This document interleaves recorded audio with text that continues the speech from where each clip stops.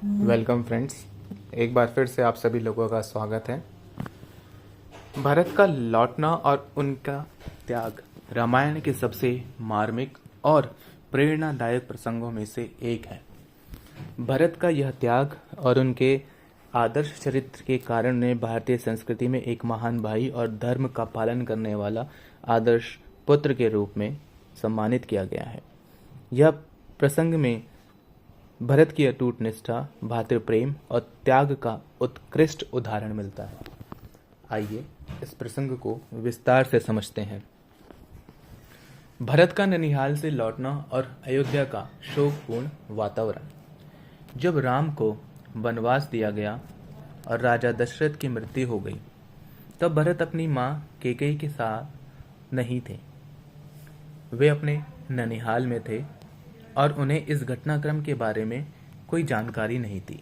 जब भरत अयोध्या लौटे तो उन्होंने देखा कि अयोध्या का वातावरण अत्यंत शोकमग्न है। राज्य में उत्सव का कोई माहौल नहीं था। हर व्यक्ति उदास और निराश था।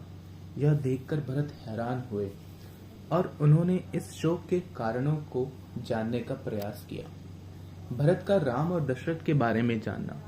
भरत को जब यह पता चला कि उनके प्रिय भाई राम को 14 वर्षों के लिए वनवास दे दिया गया और उनके पिता की मृत्यु हो गई है, तो वह गहरे दुख में डूब गए। भरत ने अपनी मां कैकेयी से इसके बारे में पूछताछ की और तब उन्हें पता चला कि यह सब उनकी मां की इच्छा और 2 वरदानों के कारण हुआ है। उन्हें यह जानकर अत्यंत कष्ट हुआ कि उनकी मां ने राम का राज्याभिषेक रुकवाकर भरत के लिए सिंहासन मांगा। भरत को यह समझते देर नहीं लगी थी कि उनकी मां ने अपने स्वार्थ के लिए राम को वनवास दिया और इस बात ने उनके हृदय को बहुत पीड़ा पहुंचाई। वे अपनी मां के इस निर्णय से बहुत क्षुब्ध हुए और इस पर उन्हें घोर पश्चाताप हुआ। भरत का अपनी मां की ओर कड़ी फटकार देना। भरत ने अपनी मां कैकेयी को उसके इस निर्णय के लिए कड़ी फटकार दी। उन्होंने कहा कि उन्होंने कभी ना तो सिंहासन की कामना की थी और न ही उनके मन में ऐसा कोई विचार आया था कि वे राम के स्थान पर राजा बने। भरत ने कैकेयी को यह भी कहा कि उसका यह कार्य अयोध्या और समस्त रघुकुल के लिए शर्मनाक है। उन्होंने अपनी मां से कहा कि उसने अपनी स्वार्थपूर्ण इच्छाओं के लिए अयोध्या का संतुलन और शांति भंग कर दी है। भरत ने अपनी मां से यह भी कहा कि वह अपने भाई राम को अपने जीवन का आदर्श मानते हैं और उनके बिना राजा बनना उनके लिए किसी भी प्रकार से स्वीकार्य नहीं होगा। भरत का राम को वापस लाने का संकल्प।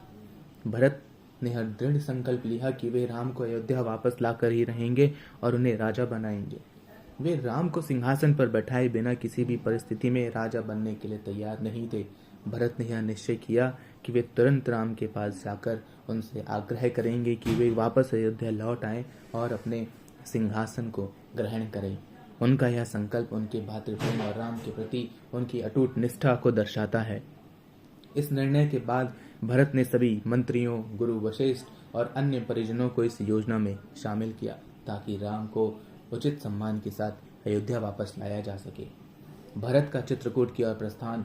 भरत ने अयोध्या के प्रजाजनों और अपने साथियों के साथ राम को लाने के लिए चित्रकूट की यात्रा शुरू की। उनके साथ उनके गुरु वशिष्ठ, माता सुमित्रा, माता कौशल्या और अयोध्या की प्रजा भी थी। भरत का यह दृढ़ निश्चय था कि वे राम से अपना वचन पूरा करवाएंगे और उन्हें वापस लेकर आएंगे। उनके मन में इस बात का कोई संदेह नहीं था कि राजा बनने का अधिकार केवल राम का ही है। जब भरत चित्रकूट पहुंचे और राम से मिले तो उन्होंने अत्यंत विनम्रता और आदर्श से राम के चरणों में अपना मस्तक रख दिया। भरत ने उनसे अपने स्थान पर अयोध्या को राज्य संभालने का अनुरोध किया और यह बताया कि वे स्वयं को राम के अधीन मानते हैं। भरत का विनम्र आग्रह और राम का उत्तर। भरत ने राम से हाथ जोड़कर यह कहा कि वे अयोध्या की समस्त प्रजा के लिए वापस लौटें और उनका राज्य संभालें। उन्होंने कहा कि वे अपने बड़े भाई के बिना अयोध्या की कल्पना नहीं कर सकते। लेकिन राम ने भरत को समझाया कि यह उनके पिता का आदेश और माता कैकेयी का वरदान है और यह उनके लिए कर्तव्य है कि वे इस आदेश का पालन करें। राम ने भरत से कहा कि वे धर्म के मार्ग से विचलित नहीं हो सकते और उन्हें अपने वचन का पालन करना है। राम ने भरत से यह भी कहा कि राज्य का भार संभालना अब भरत का धर्म और कर्तव्य है। उन्होंने भरत को यह विश्वास दिलाया कि राज्य को संभालने के लिए भरत ही योग्य हैं और वे अयोध्या का सही मार्गदर्शन करेंगे। भरत का त्याग और राम की खड़ाऊ लेना। जब भरत ने देखा कि राम अपने निर्णय से टस से मस नहीं होंगे, तो उन्होंने अपने भाई के प्रति प्रेम और निष्ठा के प्रतीक के रूप में राम की खड़ाऊ मांगी। भरत ने यह कहा कि यदि राम स्वयं वापस नहीं आ सकते तो वे उनकी खड़ाऊ लेकर अयोध्या वापस जाएंगे और उस खड़ाऊ को सिंहासन पर रखेंगे। इस प्रकार राम की अनुपस्थिति में उनकी खड़ाऊ अयोध्या का शासन करेगी। भरत ने राम की खड़ाऊ को अपने सिर पर धारण किया और इसे एक प्रतीक के रूप में स्थापित किया कि वे केवल राम के प्रतिनिधि के रूप में शासन करेंगे, न कि एक राजा के रूप में। उनके लिए राम ही सच्चे राजा थे और वे केवल उनकी आज्ञा का पालन करेंगे। भरत का तपस्वी जीवन और नंदीग्राम में निवास। भरत ने अयोध्या वापस लौटने के बाद एक तपस्वी का जीवन व्यतीत करना शुरू किया। उन्होंने नंदीग्राम में निवास करना प्रारंभ किया और राजमहल का त्याग कर दिया। भरत ने साधारण वस्त्र धारण किए और राजसी सुखों का परित्याग कर दिया। उन्होंने अपना संपूर्ण जीवन राम के प्रति समर्पित कर दिया और उनकी अनुपस्थिति में राज्य की सेवा की। भरत ने एक तपस्वी के रूप में राज्य का संचालन किया और हमेशा राम की खड़ाऊ को अपने सामने रखकर यह प्रतीक बनाया कि वे स्वयं राजा नहीं हैं, बल्कि राम के प्रति अपनी निष्ठा निभा रहे हैं। इस प्रसंग का महत्व और शिक्षा। भरत का त्याग, प्रेम और भाई के प्रति निष्ठा भारतीय संस्कृति में आदर्श माने गए हैं। भरत का चरित्र हमें यह सिखाता है कि सच्चा भाई वही होता है जो अपने भाई के सुख दुख को समझे और किसी भी परिस्थिति में उसे अपने से ऊपर रखे। भरत का त्याग और उनकी खड़ाऊ का सिंहासन पर रखना यह दिखाता है कि नेतृत्व का असली अर्थ अधिकार प्राप्त करना नहीं है, बल्कि सेवा करना है।